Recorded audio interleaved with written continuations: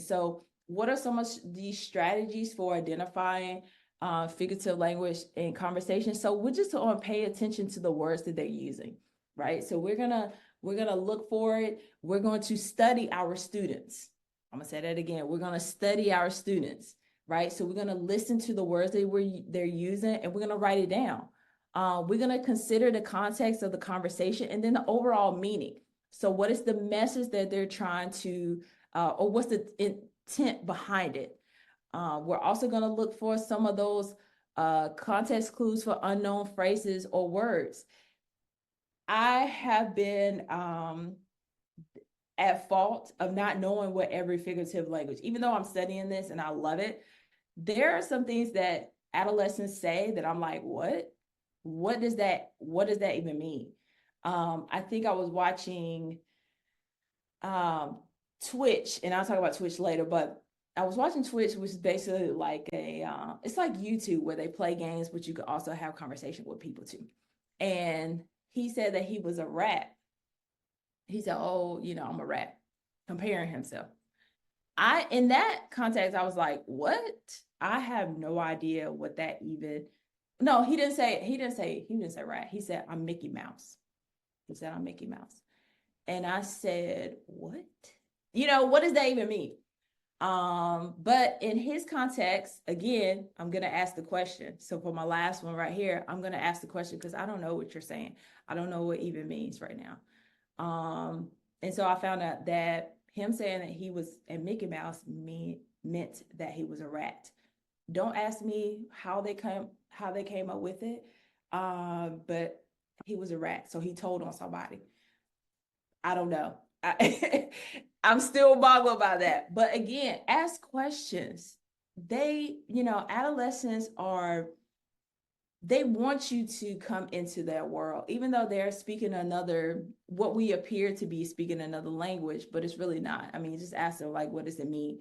I think I saw on CNN, they were talking about something that they were using figurative language, and they really just asked the author, because I think it was a tweet or something like that. They asked the author, what does that mean? And they explained, what it meant. So again, ask questions, right? So again, we're also working on, the expressive language. What does it mean? They're recalling, they're explaining what it means, what these figurative expressions mean. And so now maybe you'll use it. I don't know what your life is, but maybe you may use some of these concepts, or maybe you use some of these expressions that you may pick up from these adolescents, and you can just, not necessarily it makes you cool or whatever the case, but it's like you are relatable to them, right?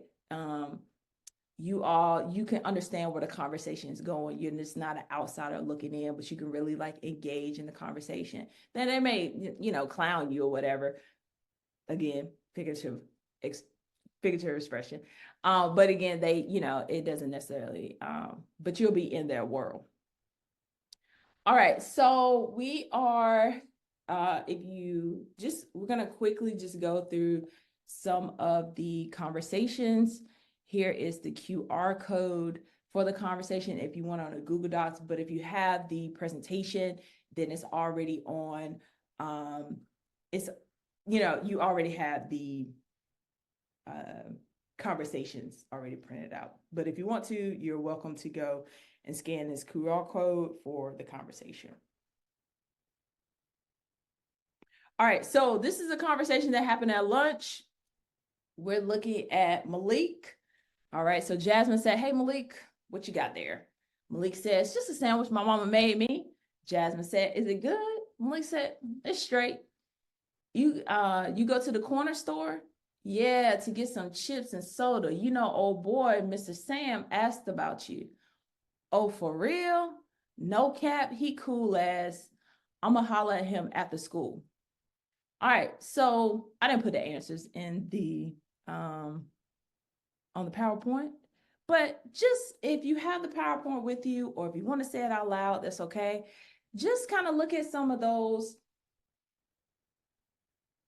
expressions that are used in a non-literal way, right? So we thinking about it, just kind of circle it, just to see what you got. I just give you maybe a couple maybe like 30 seconds to just kind of highlight some of the pieces. You could also put it in the chat too. Let's work together. Maybe somebody's confused about something, or, maybe you found the answer. But yeah, just kind of like circle those things. Just give you about 30 seconds.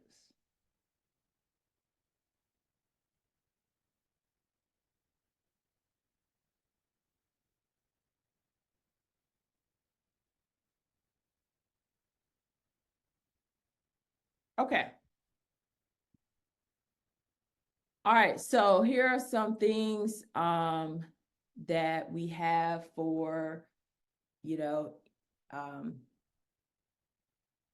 I'm having brain freeze.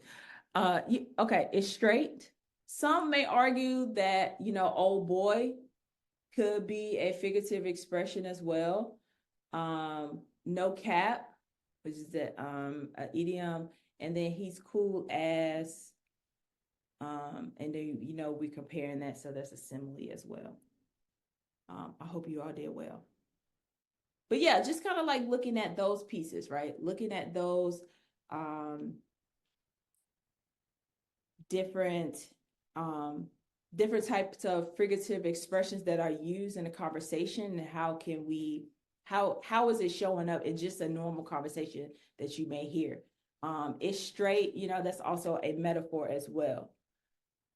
Okay, we're just gonna just for the sake of time, so we definitely want to make sure we have enough time. Okay, so this conversation between friends.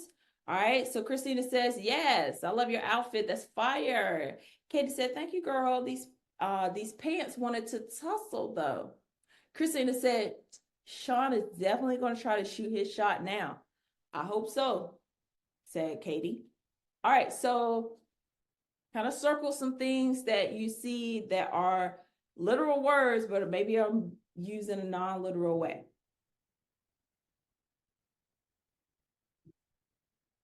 Okay. And I'm just going to go through the next one. Okay, so we got that's fire. So that's a metaphor. We're talking about those pants wanted to tussle, personification, using human characteristics for non-human things or objects, and then shoot his shot, which is the idiom, using literal words in a non-literal way. Okay.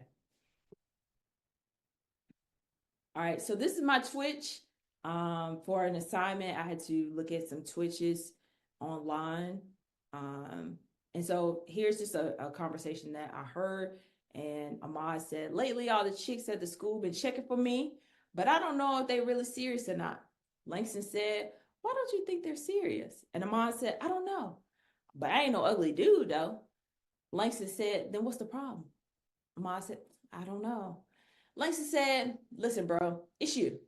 You lack confidence in yourself. You are the, use whatever word you want to put there. Believe in yourself, and I promise you, you won't have to second guess yourself. All right, so just for the sake of time, you could circle it while I was reading it. Maybe you'll come back to it. And so we're looking at all the chicks at my school been checking for me. Got a hyperbole, and then we got a proverb. Believe in yourself. I believe in you. You won't have to second guess yourself, right? So there's some type of general advice. And let me just add this by saying, let Langston, this is not their real names. None of these are real names. But Langston was an older adolescent. Okay, and so how do we elicit these figurative expressions? Have just listening to the conversation that they're having with their peers. You could do this by lunch. You could just have, if you have a group session, if you have a group activity, just listening to the conversation that they're talking about.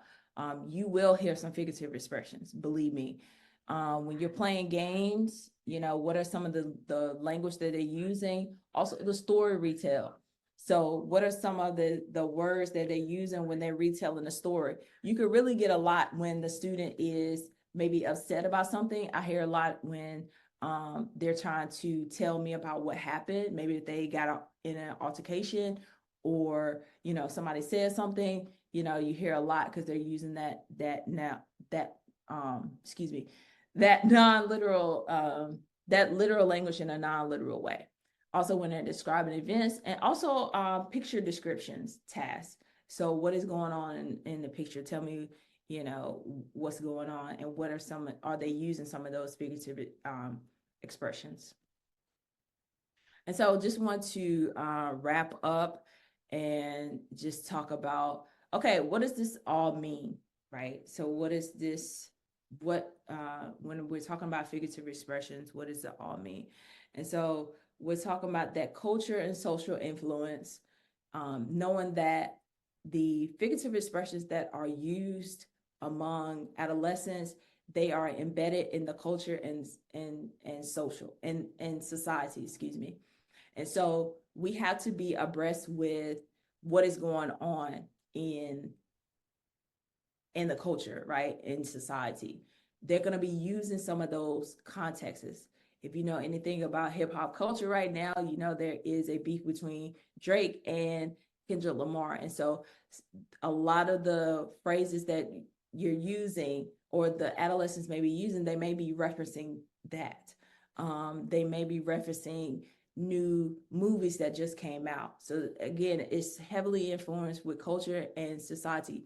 And so, and it's also influenced by so it's a culture where you live at as well. And so there may be expressions that are only tailored to what is going on maybe in your community, right? So also taking note of that as well. So we just want to step outside the box of like the typical language assessment and using different techniques in order to elicit some of these higher order language skills that adolescents are using. And how can we reconsider the purpose of our evaluation? So do we, are we using this to clarify a diagnosis?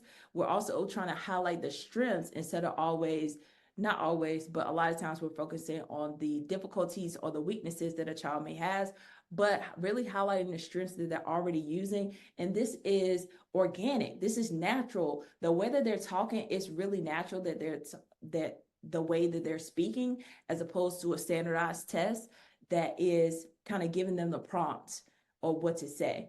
But it's really just looking at that highlight